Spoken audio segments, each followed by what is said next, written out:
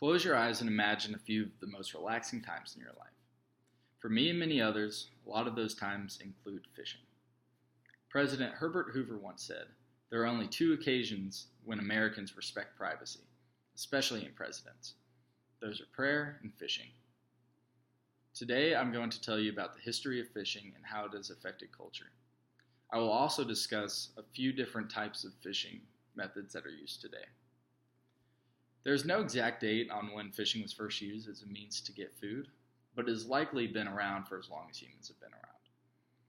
The first painting of a person fishing is from ancient Egypt and is dated to be about 4,000 years old. Plato and Aristotle, two famous Greek philosophers, mentioned fishing in their writing and even gave tips on how to make good fishing lines. The Macedonians were the first to use artificial lures in the 2nd century AD. They used fake flies to catch trout in their rivers and streams. This is the birth of fly fishing, my personal favorite type of fishing. Humans have most likely been fishing as a method to gather food for as long as hunting has been around. The techniques have improved though.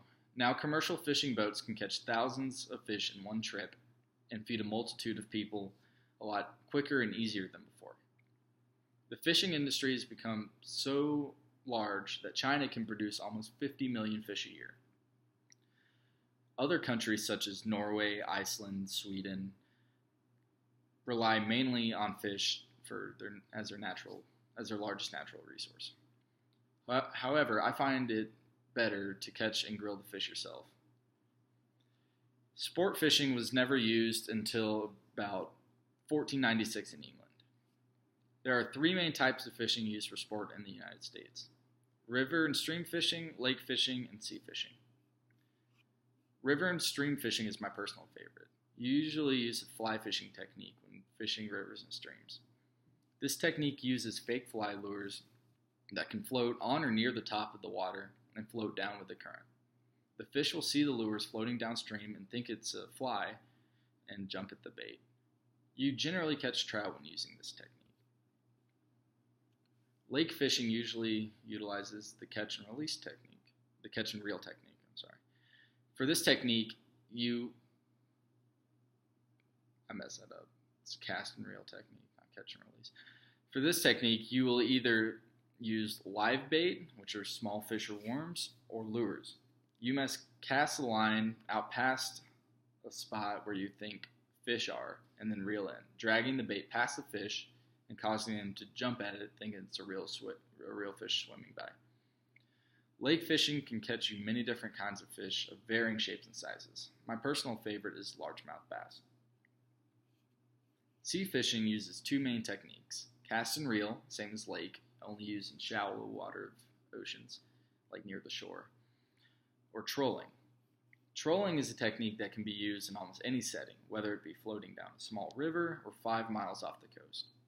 You can cast a line with either live bait or lure behind your boat and slowly move at a consistent speed to make it seem like the bait is swimming. This technique demands the most patience, however, but can also yield the most results. For example, I was trolling off the coast of Florida and saw that one of my lines was being pulled on by something.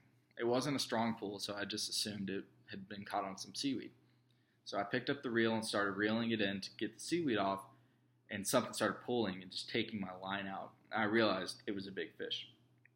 I sat down and started reeling in and fighting with the fish, and 45 minutes later, I reeled in a 40-pound amberjack. For those of you who aren't really familiar with deep sea fishing, an amberjack is a very nice fish, and a 40-pound one is huge. Fishing isn't always fun, however. There have been days when I've gone out fishing for about 6 hours and caught nothing. I've also caught huge trophy-sized fish that get off the hook and break the line right before I reel them in all the way. Fishing is a great activity for people of all ages. It teaches great life lessons such as patience and how to deal with disappointment. Henry David Thoreau said, "Many men go fishing all of their lives without knowing that it's not fish they are after." I hope you have all learned more about fishing and will head to your Bass Pro Shops and get all geared up to go out and catch some fish of your own. Thank you.